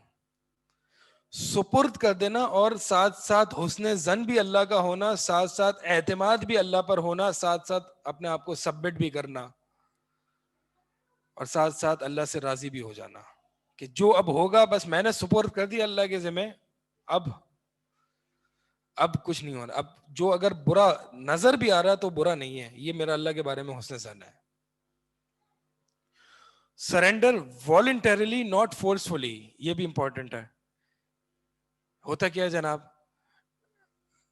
کسی مریض کو ڈاکٹرز کے پاس لے گئے, ایک ڈاکٹر کے پاس لے گئے, اس نے اپنا اوپینین دیا, دوسرے ڈاکٹر کے پاس لے گئے, دوسرے نے اپنا اوپینین دیا, تیسرے کے پاس لے گئے, اس نے اپنا اوپینین دیا, سب اپنے اپنے اوپینین دے رہے ہیں, اور آخر میں بات یہی پہنچتی ہے کہ بھائی اس کا کوئی چارہ نہیں ہے, اس نے جو ہے وہ, اس کا کوئی علاج نہیں ہے. تو اب کیا کہتا ہے بندہ, اب میں نے توکل علی اللہ, اب میں نے اپنا معاملہ اللہ کے سپرد. اب کب؟ جب اس کو فورس کر دیا گیا. اب میں نے اپنا اب اللہ پر بھروسہ, اب اللہ سے دعا. یہ جو اب ہے نا, یہ توکل نہیں ہے. یہ اب جو آ جاتا ہے یہ توکل نہیں ہے. توکل اختیاری ہوتا ہے, اضطراری نہیں ہوتا. سپرد کرنا اللہ کے آگے, اپنے کاموں کو سپرد کر دینا والنٹریلی ہوتا ہے, اضطراری مجبوری میں نہیں ہوتا. ڈاکٹرز بھی یہ کہتے ہیں کہ جب سب علاج فیل ہو جاتا ہے, جی دعا کریں. بھائی سیدھا کہتے ہیں کہ موت آنی ہے, کوئی علاج نہیں ہے, دعا کریں. نہیں, غلط چیز ہے یہ. اس طرح نا, اللہ کا دین آپ نے سب سے آخر میں کر دیا. دعا تو سب سے پہلے ہونی چاہیے. تو یہ جو ہے توکل نہیں ہے. سرینڈر کرنا والنٹریلی, اختیاری طور پر, all your affairs to him. کیوں اس کی طرف, مثال کے طور پر میں آپ کو ٹیکس کے ایشوز کا وکیل بناتا ہوں. کیوں بناتا ہوں؟ کیونکہ آپ ٹیکسیشن کے لاز کو, اس کے پروویژنس کو جانتے ہیں. ٹھیک ہے, آپ کو علم ہے, آپ کو FBR والوں سے ڈیل کرنا آتا ہے. ٹھیک ہے, یہ ساری کیپیبلٹیز ہیں آپ میں, لیکن پھر بھی آپ انسان ہیں. آپ ہر چیز نہیں کر سکتے خود. تو اللہ وہ ذات ہے جو سب کچھ جانتی ہے, پوری قدرت رکھتی ہے, اور حکیم ہے, اس کو پتہ ہے کون سی چیز کہاں رکھنی ہے. تو کیوں نہ اگر اس کی معرفت حاصل کی جائے تو اس کے کام اپنے سارے سپرد نہ کیے جائیں. کام سپرد کرنے کا یہ مسئلہ مطلب نہیں ہے کہ میں بیٹھ جاؤں. جیسے کہ میں نے مثال دی, تو کوئی غلط یہ نہ سمجھ لے کہ میں نے جو یہاں مثال دی ہے میں بیٹھ گیا کام وہ کر رہا ہے. نہیں, یہ نہیں ہو رہا. آپ اپنے اسباب اختیار کریں, باقی اللہ کا جو پلان ہے وہ تو ہو کر رہنا ہے. یعنی یہ دل کی کیفیت ہے کہ میں نے یہ اسباب اختیار کیے اور ساتھ ساتھ اللہ پر بھروسہ کیا. ہوتا یہ ہے کہ ہمیں ہلکا سا فلو ہوتا ہے اور ہم پیناڈول لیتے ہیں. پیناڈول سے بات نہیں بنتی تو کوئی اینٹی الرجی لے لیتے ہیں. اینٹی الرجی بھی نہیں چل رہی ہوتی تو ہم حیران ہو جاتے ہیں یہ کیوں نہیں ہو رہا. ایسا ہوتا ہے کہ حیران, یار یہ دوائی کام نہیں کر رہی, پیناڈول کام نہیں کر رہی, کیوں نہیں ہو رہا ایسا. تو اس کا مطلب یہ ہوتا ہے کہ آپ کا اس سبب پر توکل تھا. جب اللہ پر توکل ہوتا ہے, اللہ پر بھروسہ ہوتا ہے, تو یہ کانسیپٹ ذہن میں ہوتا ہے کہ اللہ چاہے گا تو یہ دوا اثر کرے گی, نہیں چاہے گا تو نہیں کرے گی. اللہ نے نہیں چاہا, نہیں ہوئی اثر. بہت دفعہ ایسا ہوتا ہے اچھی دوائی لینے سے جو ہے وہ کام نہیں بنتا, لیکن اس سے ہلکی دوائی لینے سے کام بن جاتا ہے. تو یہ ہے کہ میں نے, اللہ تو نے بتایا تھا یہ اسباب ہیں, میں نے اسباب لے لیے, کرنا تو نہیں ہے, اثر تو نہیں ڈالنا ہے. یہ ہے سپرد کرنا, کہ دل کا نام ہے. دل جو ہے وہ سپرد کر دے اللہ کے سارے کام اپنے. پھر اس کا آخری جو ہے بینگ کنٹینٹ ود دا تقدیر آف اللہ, یعنی اب جو ہونا ہے آپ کے ساتھ اس پہ آپ راضی رہیں, تسلیم کریں اس کو. آپ نے جب توکل کیا تھا اور آپ کہہ رہے تھے کہ میں اللہ پر توکل کرتا ہوں, تو اس کا مطلب یہ ہے کہ اب جو چیز بھی ہوگی آپ نے اس کو تسلیم کرنا ہے, شکایتیں نہیں کرنی ہے, صبر کرنا ہے, راضی رہنا ہے. تو راضی ہونا کیا ہے, یہ توکل کا فروٹ ہے. جب توکل صحیح معنی میں ہوگا تو آپ اللہ کی تقدیر سے راضی رہیں گے. راضی ہونے کا یہ معنی نہیں ہے کہ آپ بیمار ہو گئے اور آپ خوشیاں منا رہے ہیں, نہیں, جشن منا رہے ہیں, نہیں, یہ معنی راضی ہونے کا نہیں ہے. راضی کا معنی کنٹینٹ, آپ سکون میں, کوئی مسئلہ نہیں. اللہ پہ میں نے توکل کیا تھا نا, کوئی مسئلہ نہیں. موت بھی ہوگی تو میرے اچھے کے لیے ہوگی, اور زندگی بھی ملے گی تو اچھے کے لیے ملے گی. آپ اسی طرح دیکھیں کہ یعنی دعا استخارہ نے ہمیں توکل سکھایا ہے. دعا استخارہ جو ہم پڑھتے ہیں وہ کیا ہے؟ اللہم انی استخیرک بعلمک واستقدرک بقدرتک.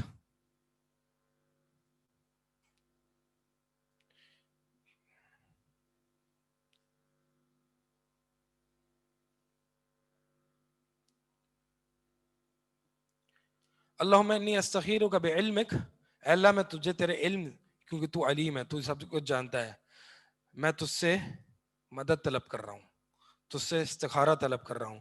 واستقدرک بقدرتک، اور میں تجھ سے قدرت طلب کر رہا ہوں کیونکہ تیرے پاس قدرت ہے. واسألک من فضلک العظیم، یہ عظیم نہیں ہے، بہرحال دعا میں ہے. واسألک من فضلک العظیم، اور میں تیرے بڑے عظیم فضل کا سوال تجھ سے کر رہا ہوں. میں کیوں یہ سب کچھ کر رہا ہوں یا اللہ؟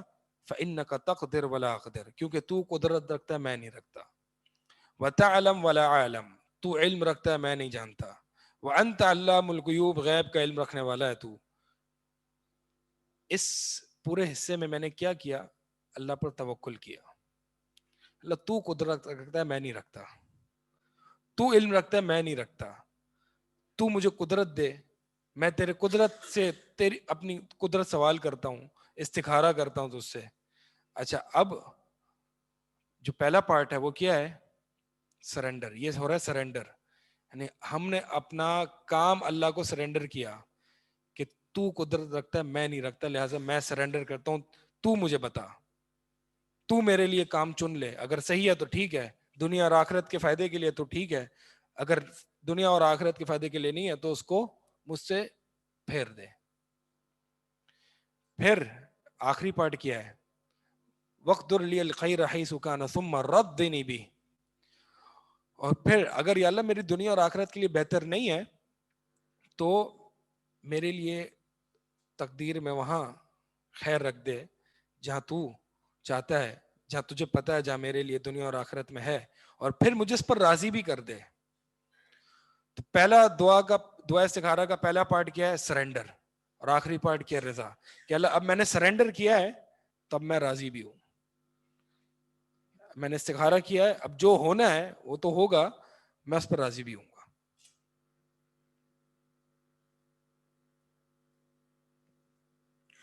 توکل کی ایک جامع تعریف جو کہ مجھے ملی، شیخ عبد الرحمن السعدی، شیخ صالح العثیمین کے ٹیچر ہیں، تفسیر السعدی جن کی ہے، بڑی جامع تعریف ہے اور مجھے بڑی اچھی بھی لگی، اور تو میں نے اس کو یہاں پہ ٹرانسلیٹ کر کے لکھ دیا ہے.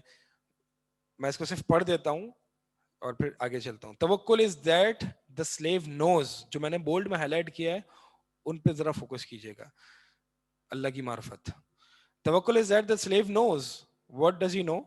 That all the affairs are in Allah's control and that what Allah wills, it happens. It will happen. What he doesn't will, جو اللہ تعالیٰ نہیں چاہتا، نہیں چاہے گا، جو اللہ کی مشیت میں نہیں ہے، can't happen. وہ کبھی نہیں ہو سکتی. And that he alone is the provider. وہی ہے رازق، رزق عطا کرنے والا، and the taker، اور رزق لینے والا. And there is no might and power except him.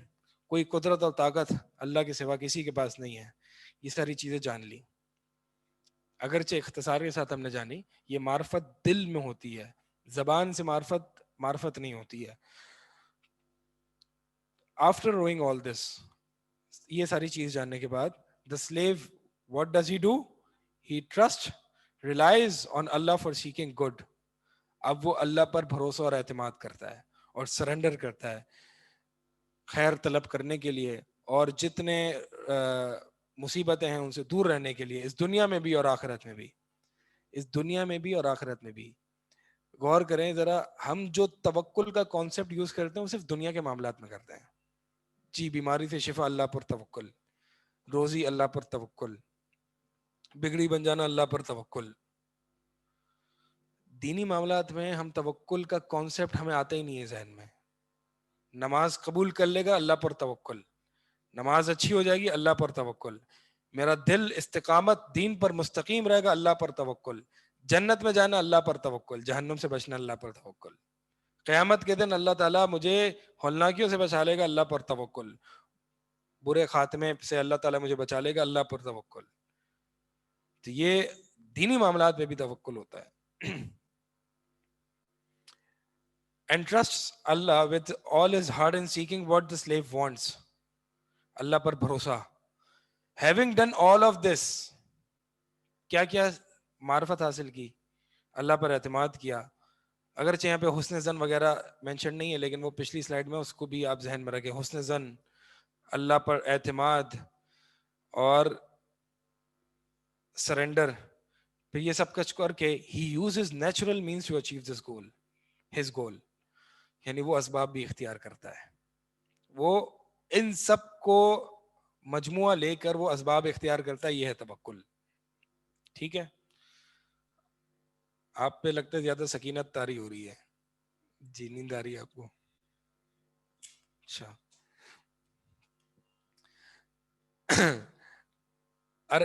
immense need of توکل علی اللہ, اللہ پر توکل کی جو شدت حاجت ہے انسان کی, وہ آپ یہاں سے اندازہ لگائیں. وہ یہ کہ بندہ, پہلا پوائنٹ, بندہ فقیر ہے. وہ کچھ اپنے بارے میں اپنے لیے کچھ بھی ملکیت نہیں رکھتا. اللہ تعالیٰ قرآن میں فرماتا ہے قطمیر کی بھی ملکیت نہیں رکھتا. قطمیر کیا ہے؟ کھجور کی گٹلی پہ جو وائٹ کورنگ ہوتی ہے وہ قطمیر ہے. اس کی بھی ملکیت انسان کے پاس نہیں ہے. جب اپنی ملکیت نہیں ہے تو دوسروں کی ملکیت کیا ہوگی؟ تو لہٰذا جب اس کے پاس کچھ ہے ہی نہیں تو وہ محتاج ہے ایسی ذات کا جو آسمان اور زمینوں کی ملکیت رکھتا ہے. تو لہٰذا وہی اس کی مدد کر سکتا ہے اور وہی اس کو بچا سکتا ہے. اسی طرح all the affairs are in the hands of Allah, no one has any share in it. کوئی شریک نہیں اللہ کا. وَإِن يَمْسَسْكَ اللَّهُ بِضُرٍّ فَلَا كَاشِفَ لَهُ إِلَّا هُوَ. اگر کوئی برائی انسان, اللہ تعالیٰ کسی کے ساتھ کسی کو برائی پہنچاتا ہے, بِضُرٍّ فَلَا كَاشِفَ لَهُ إِلَّا هُوَ, کوئی اس برائی کو ہٹانے والا نہیں ہے. یہ عقیدہ انسان کے ذہن میں ہو تو وہ چاہے جتنے اسباب اختیار کر لے اس کا توکل نہیں ہلتا, توکل اس کا ڈگمگاتا نہیں ہے. جب یہ پتہ چل جائے کہ اس مصیبت کو کوئی نہیں ہٹائے گا صرف اللہ کے, ہاں اللہ اسباب پیدا کرے گا, وہی اسباب ہم نے اختیار کرنے اللہ نے, اسباب اللہ نے پیدا کرنے, اختیار ہم نے کرنے, محنت ہم نے کرنی ہے. تیسرا پوائنٹ ہے never ever has anyone relied heavily on something other than Allah but he gets hurt by the very same thing, that is gets the opposite of what he hoped for. یہ ایک المیہ ہے, مطلب یہ ایک مطلب irony ہے کہ انسان جس پر غیر اللہ, ابھی توکل غیر اللہ پر ہو رہے, غیر اللہ پر جس چیز پر, چاہے وہ دوائی ہو, چاہے وہ انسان ہو, ڈاکٹر ہو, چاہے وہ نبی ہی کیوں نہ ہو, غیر اللہ پر جس پر بھی توکل زیادہ کرے گا اس کو اسی سمت سے تکلیف پہنچے گی. اور یہ محبت کے بارے میں بھی ہے. اللہ کو چھوڑ کے انسان جہاں اپنا دل لگاتا ہے اور محبت کرتا ہے, اور ایسی محبت کرتا ہے جو اللہ کی محبت سے تجاوز کر جاتی ہے, تو اللہ کا قانون ہے کہ اللہ اس کو عذاب اور تکلیف اور آزمائش میں اسی ذریعے سے مبتلا کرے گا. جس پر اس بندے نے توکل کیا تھا اللہ تعالیٰ اسی کے ذریعے اس کو, بلکہ اس کا اپوزٹ ہوگا, اس کا اپوزٹ ہوگا.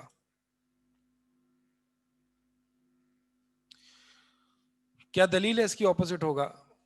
قرآن کی آیت ہے, سیکنڈ بلٹ پوائنٹ دیں گے, واتخذوا من دون اللہ الہا واتخذوا من دون اللہ آلہا لیکون لہم عزا. انہوں نے غیر اللہ کو چھوڑ کے غیر اللہ کو معبود بنایا تاکہ ان کے لیے عزت ہو جائے, یعنی عزت کا باعث ہو, یعنی قیامت کے دن ان کو ذلت اور رسوائی نہ دیکھنی پڑے. یعنی یہ سفارشی ہیں, کل کو اللہ کے ہاں ہمیں بچا لیں گے, اسی لیے اللہ کی سوا یہ دوسروں کو پکارتے تھے تاکہ یہ کل کو ہمیں ذلیل ہونے سے بچا لیں. لیکونوا لہم عزا کلا سیکفرون بعبادتہم ویکونون علیہم, کیا ہے, ویکونون علیہم ضدا. لیکن ایسا نہیں ہوگا. جو ان کی توقع تھی, توکل انہوں نے اپنے غیر اللہ پر کیا ہوا تھا, قیامت کے دن اس کا الٹ ہوگا. بلکہ یہ لوگ جن کو یہ سفارشی بناتے تھے, یہ ان کی عبادت سے ان کو یہ انکار کر دیں گے کہ بھائی کون سی عبادت تم نے ہماری کی ہے. وَيَكُونُونَ عَلَيْهِمْ ضِدًّا، بالکل مخالف کھڑے ہو جائیں گے. اور دنیا میں بھی یہ ایسا ہے، اگر انسان اپنے بیٹے پر بہت زیادہ توکل، اپنے باپ پر بہت زیادہ توکل، اپنی اولاد سے بہت زیادہ محبت، اپنی مال سے بہت زیادہ محبت کرتا ہے، تو اس کو اسی ڈائریکشن سے اسی ڈائریکشن سے جو ہے وہ تکلیف پہنچے گی.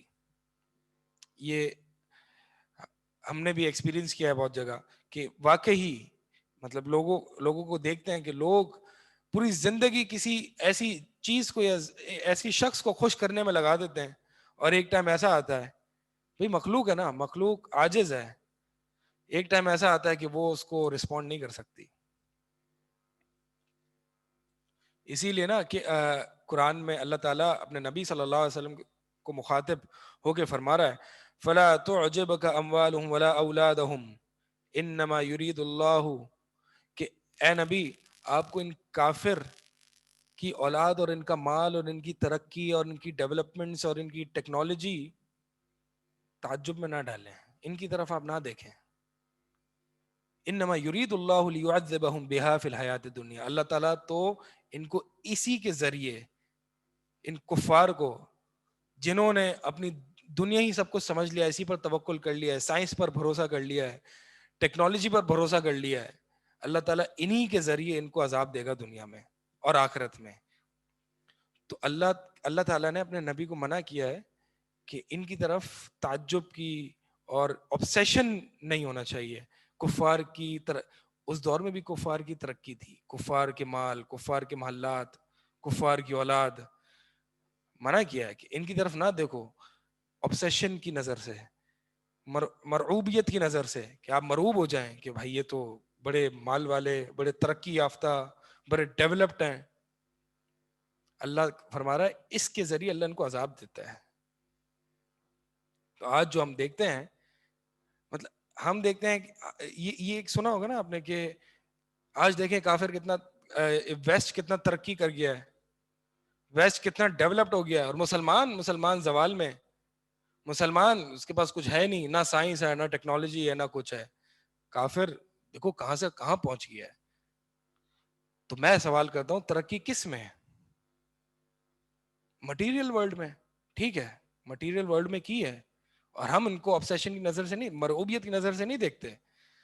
لیکن کیا ترقی اسپرچولی ہوئی ہے ان کی؟ سوسائڈ اٹیمپٹس کتنے ہیں، نائلزم کتنا ہے، زندگی ان کی کتنی بے معنی ہے، اپنے آپ کو خوش کرنے کے لیے کیا کیا حرکتیں نہیں کرتے، پھر بھی خوش نہیں ہو پاتے. تو یعنی یہ سیلف ڈیولپمنٹ نہیں ہے، اسپرچولی روحانی ترقی تو ہے ہی نہیں ان میں، روحانی طور پر تو ان کے یہاں زوال ہے. تو ترقی ٹھیک ہے، مادی ہے تو ٹھیک ہے، ہمیں اس سے obsess نہیں ہونا چاہیے. ہاں ہمیں بھی اس کی کوشش کرنی چاہیے ان کا مقابلہ کرنے کے لیے.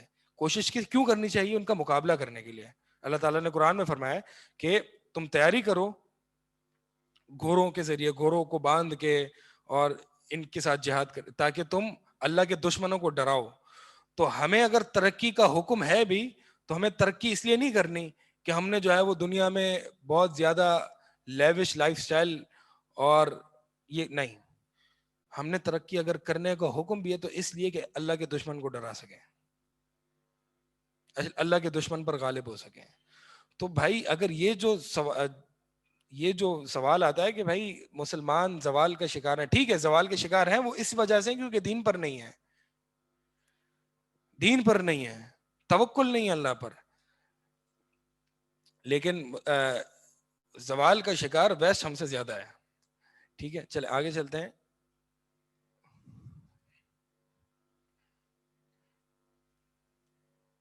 ابن تیمیہ فرماتے ہیں پہلا پوائنٹ دیکھیں، he gets hurt in both the cases. If he gets what he wants، ابن تیمیہ رحمہ اللہ فرماتے ہیں کہ دونوں کیسز میں جو ہے وہ اس کو تکلیف پہنچتی ہے.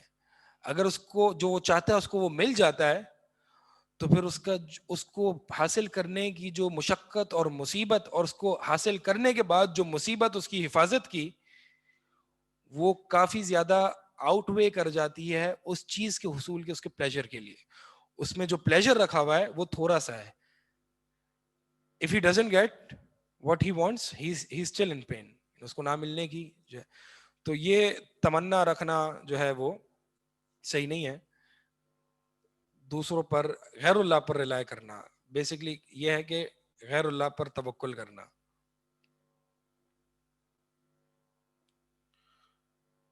A person is in need of tawakkul on his journey towards Allah. اللہ کے دین پر استقامت, اللہ کے دین پر رہنے کے لیے بھی انسان کو توکل کی ضرورت ہے, جیسے کہ ابھی بیان ہوا.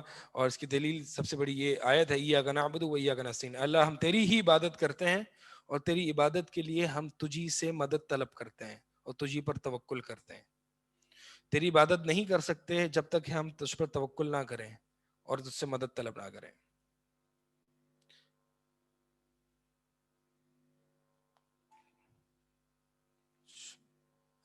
میننگ اب شروع, میننگ ہو گیا. ٹائپس آف متوکلون. ٹھیک ہے, پھر ہم یہاں پہ روکتے ہیں اور ٹائم پورا ہو گیا. پھر انشاءاللہ ہم کل دیکھیں گے. اگر کوئی سوالات ہیں تو پوچھ لیں. پھر اس کو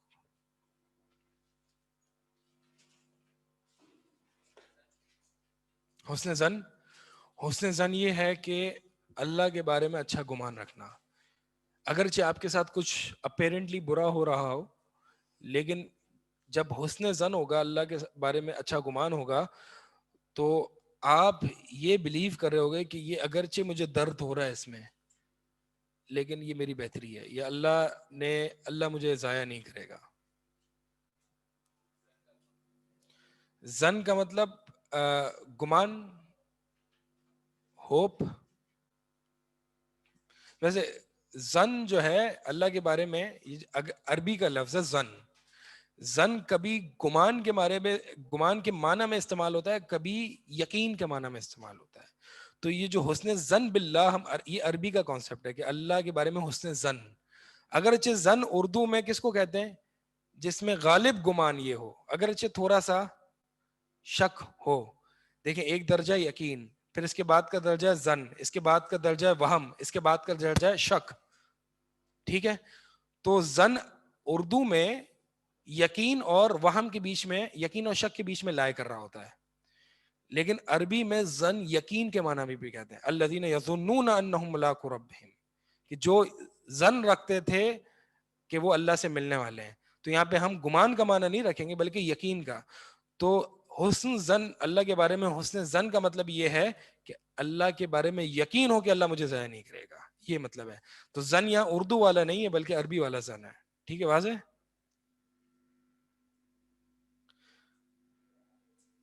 ہم مزید ان ٹاپکس پہ کیسے اس پہ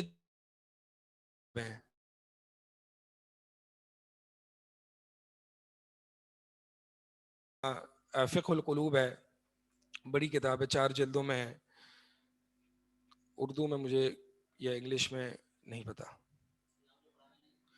افعال القلوب, خالد السبت.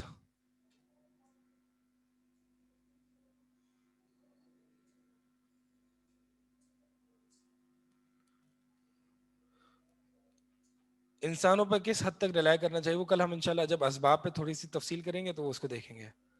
اکثر لوگ ہیلتھ انشورنس نہیں کرواتے, کہتے ہیں کہ توکل علی اللہ, میں بیمار نہیں ہوں گا. اگر ہیلتھ انشورنس کو بحیثیت سبب استعمال کرنا تو ویسے ہی جائز نہیں ہے. دیکھیں, کچھ اسباب ہیں جو کہ جائز ہے, اللہ تعالیٰ نے جائز رکھے ہیں. کچھ اسباب ہیں جو کہ ناجائز ہیں, حرام ہے. تو ہیلتھ انشورنس جو ہے وہ ناجائز سبب ہے, حرام ہے. انشورنس حرام ہے, ٹھیک ہے, اس کو نہیں لینا چاہیے.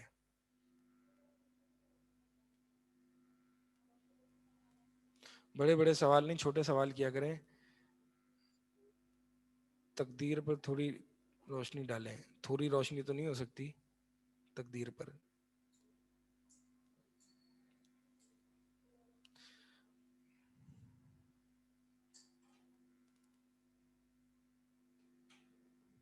چلیں, سبحانک اللہم و بحمدک, اشہد ان لا الہ الا انت